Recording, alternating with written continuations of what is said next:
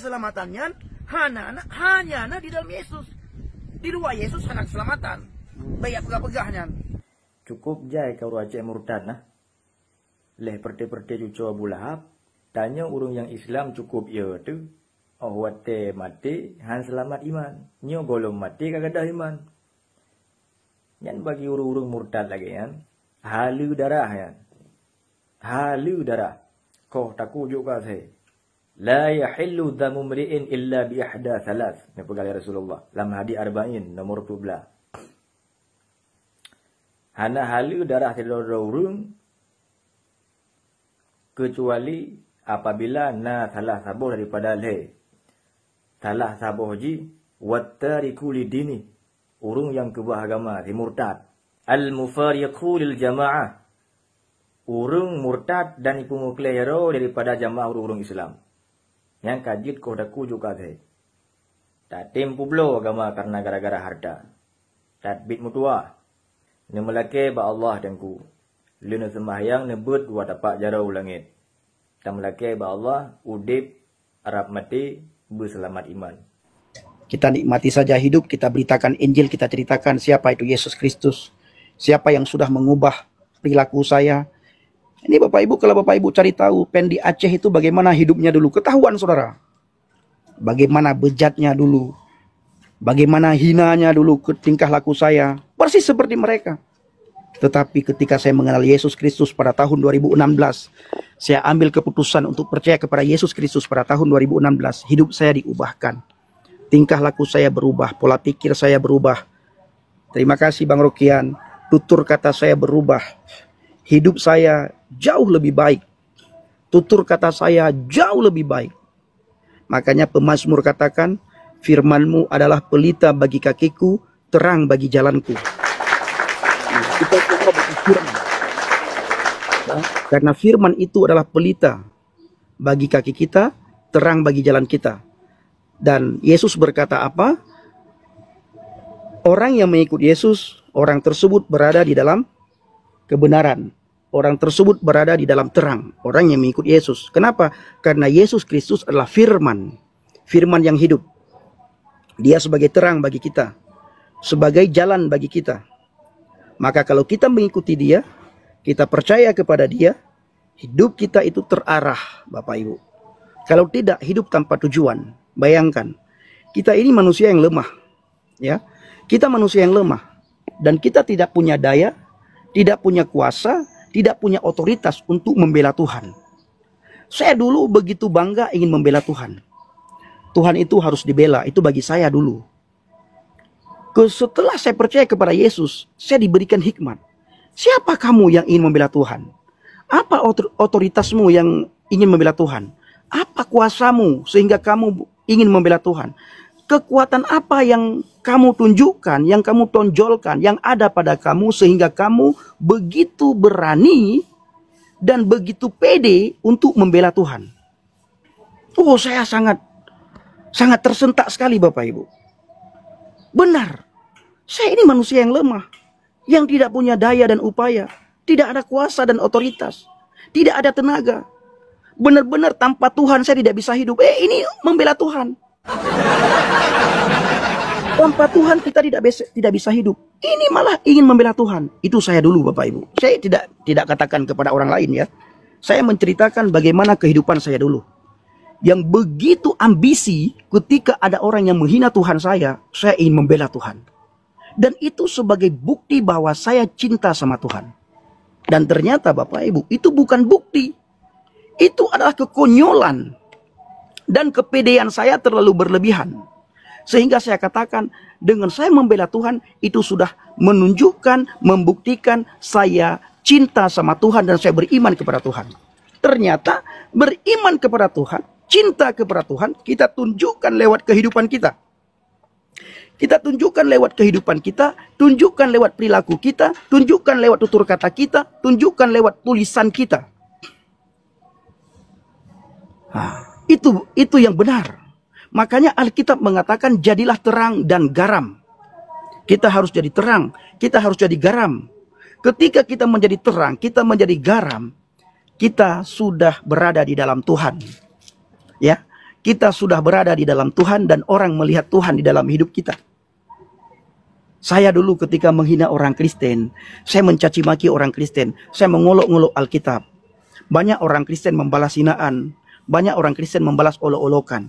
Satu orang Kristen yang tidak pernah membalas, satu orang Kristen yang tidak pernah mengolok-olok saya. Dengan satu orang Kristen tersebut, saya bisa melihat Yesus Kristus pada diri orang Kristen tersebut yang bernama Pak Kurnia Budi.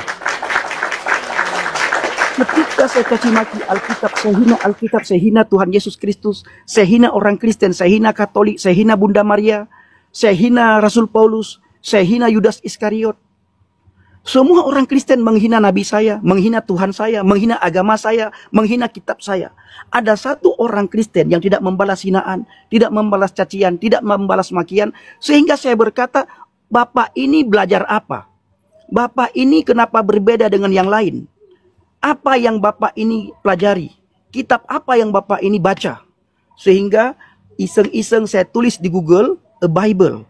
Ketika saya tulis di Google, a Bible, keluar satu ayat, Yohanes 14 ayat yang ke-6, akulah jalan, ana tariq wal haq wal hayah, la ahadan yadhhabu ilal abi illal bi.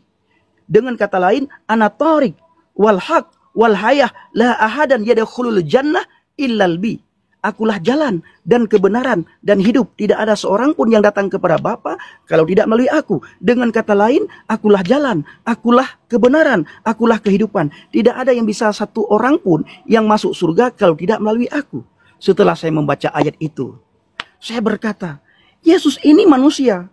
Yesus ini bukan Tuhan. Yesus ini Nabi. Yesus ini Rasul. Yesus ini utusan. Tapi kenapa dia mengatakan akulah kebenaran?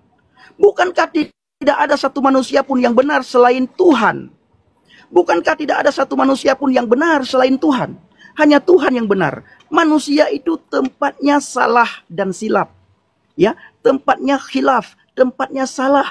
Manusia ini cenderung pelupa. Tidak mungkin seorang manusia berani mengatakan kepada dunia, kepada para murid, dan kepada manusia, akulah kebenaran. Berarti Yesus ini bukan sekedar manusia.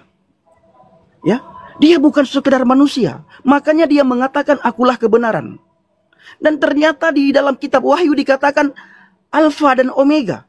Akulah yang awal dan yang akhir. Awalu wal akhiru dalam bilughah al-arabiyah, ya. Kalimat bilughah al-arabiyah, ana awalu wal akhiru. Akulah yang awal dan yang akhir. Alif wa taf dalam bahasa Ibrani, awal dan akhir. Awalu wal akhiru, alfa dan omega, yang awal dan yang akhir.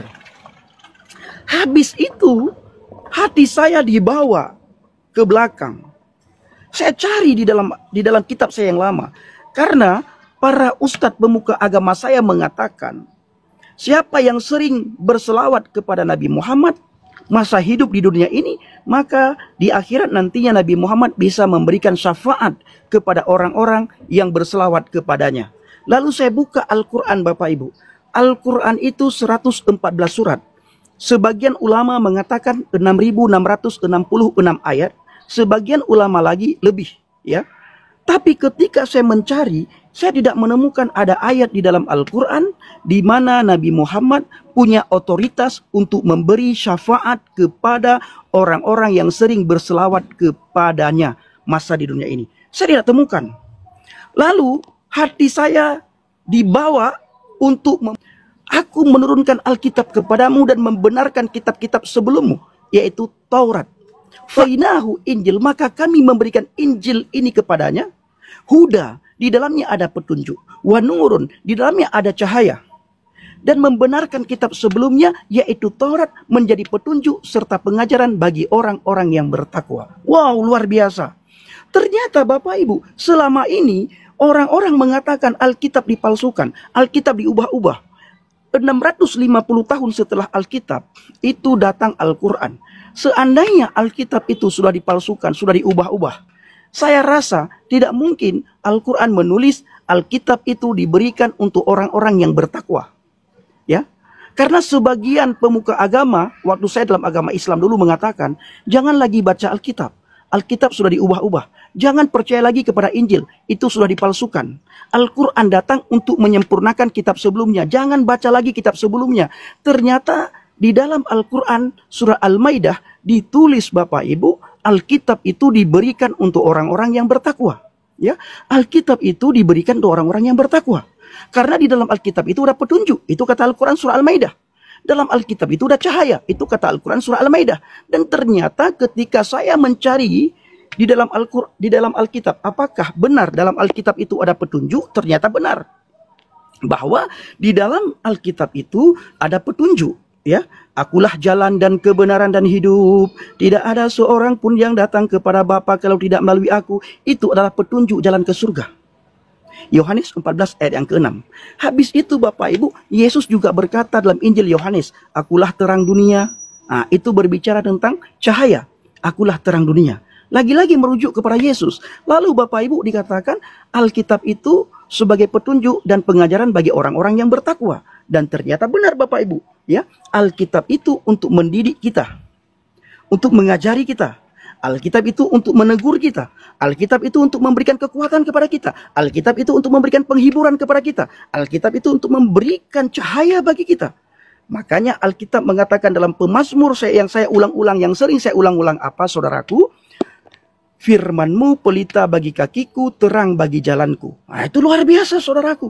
Ya, ternyata Bapak Ibu selama ini saya dibohongi saudara. Ya, dibohongi. Orang mengatakan Alkitab dipalsukan. Orang mengatakan Alkitab diubah-ubah. Dan yang lebih sakitnya saudara bagi saya dulu ya. Ini bagi saya dulu yang saya alami. Saya sangat sakit sekali. Kenapa sakit? Orang yang mengatakan Alkitab diubah-ubah, Alkitab dipalsukan, tidak pernah membaca Alkitab. Bahkan yang luar biasanya saudara, di salah satu rukun iman, ya di salah satu rukun iman itu disuruh beriman kepada kitab-kitab sebelumnya. Disuruh beriman kepada kitab-kitab sebelumnya saudaraku. Itu di salah satu rukun iman. Pemuka agama saya dulu berkata, jangan baca Alkitab. Di salah satu rukun iman disuruh beriman kepada kitab sebelumnya. Ini mana yang benar? Mana yang harus saya ikuti? Apakah saya mengikuti kata Ustadz atau saya mengikuti apa yang disuruh?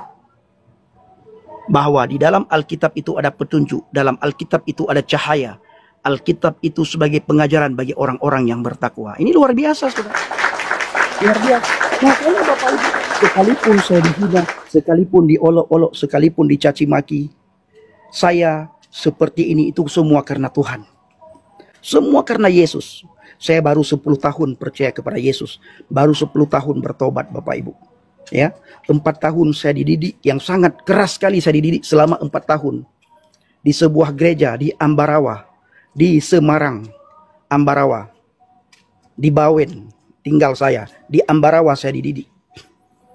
Itu selama 4 tahun. Sangat sulit waktu saya dididik. Saya sangat sakit sekali waktu saya dididik. Saya ingin ke kanan, ditarik ke kiri. Saya ingin ke kiri, ditarik ke kanan. Saya ingin lari, saya disuruh berhenti. Saya berhenti, saya disuruh jalan. Saya jalan, disuruh berlari. Saya berlari, disuruh jalan. Saya jalan, disuruh berhenti. Saya maju, disuruh mundur. Tetapi Bapak Ibu yang kasih Tuhan, saya bisa seperti ini. Itu semua karena Tuhan.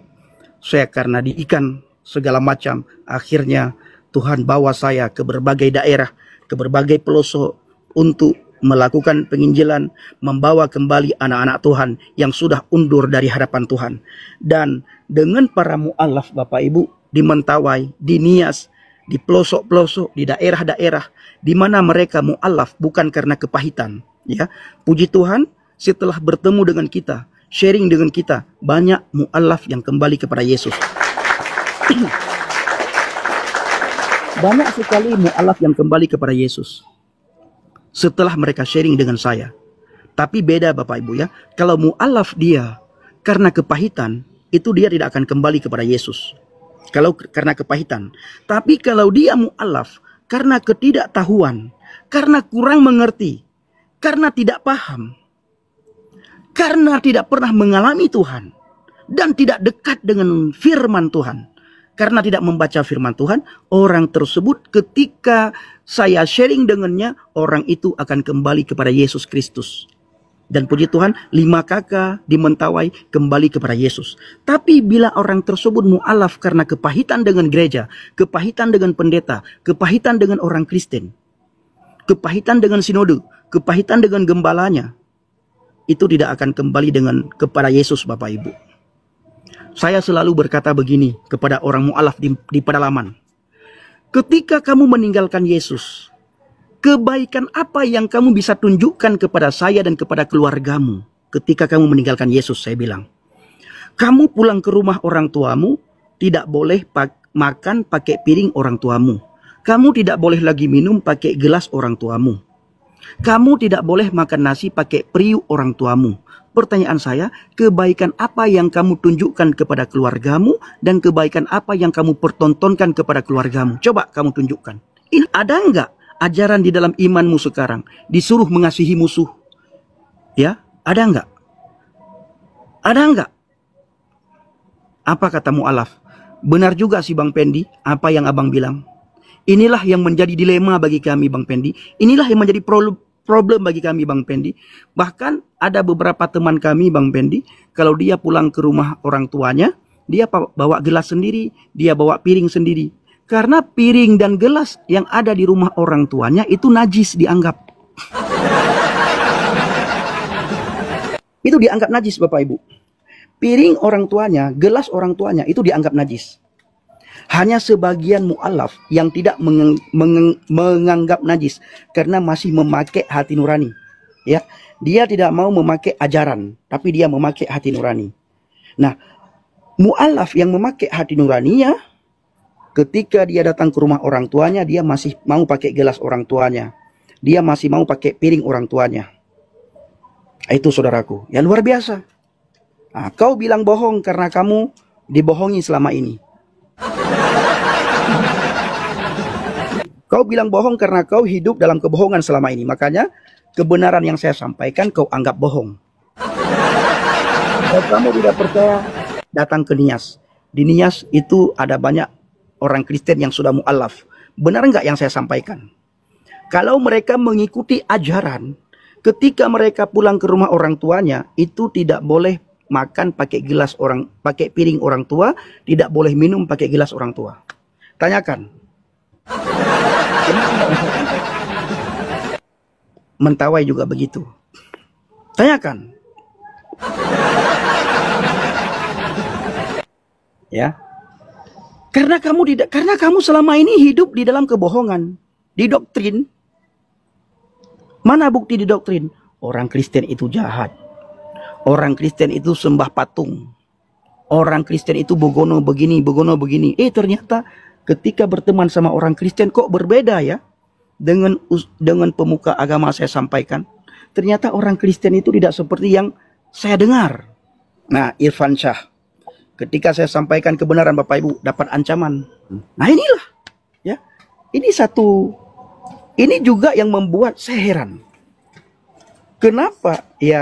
Kenapa tidak bisa dikritik sedikit pun?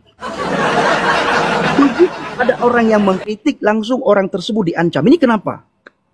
Pernah nggak kita berpikir kenapa agama kita, kenapa agama saya ya, ketika ada orang yang mengkritik langsung dapat diancam, langsung dibilang halal darah, langsung dibilang hati-hati kau ya, kubunuh kau, halal darah kau. Ini kenapa ini? Ada apa? Apakah benar-benar ada kebenaran dalam agama saya? Masa tidak boleh ada orang yang mengkritik agama saya, sementara saya suka mengkritik agama orang lain? Saya suka mengkritik agama orang lain, tetapi ketika agama saya dikritik, saya marah. Ini ada apa? Ini perlu ditanyakan kepada diri sendiri. Tanyakan. Irfan, kamu harus bertanya. Ketika kau mengkritik agama orang lain, kau bangga. Kau katakan ini ada data. Tapi ketika orang mengkritik agamamu pakai data, kau marah, kau seruduk rumah orang, kau bawa ke ranah hukum, kau masukkan orang ke penjara. Ini kenapa? Coba kau pikirkan. Tapi kalian begitu bangga sambil ketawa ketiwi di saat menghina agama orang. Ketawa ketiwi di saat menghina Alkitab orang. Ketawa ketiwi di saat menghina Tuhan orang lain. Tapi begitu Tuhan kalian dikritik, agama kalian dikritik, ya, kitab kalian dikritik, langsung dapat ancaman demi ancaman. Langsung kalian bawa ke polisi, langsung kalian bawa ke ranah hukum. Ini kenapa? Coba dulu berpikir dengan hati nurani. Ya, berpikir dengan hati nurani, berpikir dengan pikiran yang sehat. Kenapa agama saya tidak boleh dikritik sedikit pun? Ini kenapa? Benar ini Kak Inayonas. Kembali ke rumah sendiri kayak asing, bawa piring sendiri, sendok sendiri aja. Benar Kak? Ya, karena rumah orang tuanya itu dianggap najis. Piring orang tuanya dianggap najis. Gelas orang tuanya dianggap najis. Nah, itu. Tetapi Kak, uang dari orang tuanya diterima. Misalnya nih orang tuanya kasih uang, diterima uangnya. Uangnya tidak najis. Piringnya najis, ya. Gelasnya najis. Makanannya najis. Uang dari orang tuanya itu tidak najis. Nah, ini sangat kacau balau. Ini kenyataan ini. Ya, mau kalian bilang fitnah silahkan. Kalau saya sampaikan kebenaran apa yang saya alami, apa yang saya dapatkan. Dan saya 31 tahun di dalam agama itu. Ya, 31 tahun saya dalam agama itu. Kau mau bilang fitnah? Mau bilang bohong? Mau bilang bohong? 31 tahun saya dalam agama itu, 6 tahun saya di pesantren. Ya, 6 tahun saya di pesantren. Saya tahu. Sekali lagi kepada sudung-sudung yang ada di bawah. Ayo kita berpikir dengan akal yang sehat. Berpikir dengan pikiran yang jernih, berpikir dengan hati yang lapang. Kenapa saya begitu tersinggung agama saya dihina? Ketika ada orang yang mengkritik agama saya sangat tersinggung, saya sangat marah. Saya lapor ke polisi, saya bawa ke ranah hukum, saya penjarakan orang tersebut. Bahkan darah orang tersebut halal. Sementara di dalam golongan saya, ada banyak orang mengkritik agama orang lain, mengkritik kitab orang lain, mengkritik Tuhan orang lain, mengkritik ajaran orang lain. Dianggap itu adalah satu kewajaran karena dakwah dan menyampaikan kebenaran. Coba ya, ini dipikirkan. Saya tidak ingin memecah belah, tapi saya ingin mengajak orang berpikir bagi mereka yang mau berpikir. Ini satu kenyataan yang saya sampaikan. Banyak sekali orang Kristen yang jadi korban gara-gara kritikan ini. Nah, ini dibilang fitnah Bapak Ibu. Ya, Irfan Shah. Irfan, agama kau dikritik, Tuhan kau dikritik sedikit saja, kitab kau dikritik sedikit saja, langsung kau bawa ke ranah hukum. Langsung kau ancam-ancam. Ini kau jawab dengan jujur, benar atau salah. Jangan kau bilang fitnah. Jangan malu-malu untuk menjawab. Jangan malu-malu untuk jawab. Ya, kalau benar jawab benar. Kalau salah jawab salah. Kalau benar, iya benar Bang Pendi. Tapi itu bukan saya, orang lain. Itu kan begini. Ya, kalau benar bilang benar. Benar Bang, itu hanya sebagian orang Bang. Tapi bagi sebagian orang tidak. Benar, itu fakta yang kita sampaikan. Fakta yang kita sampaikan.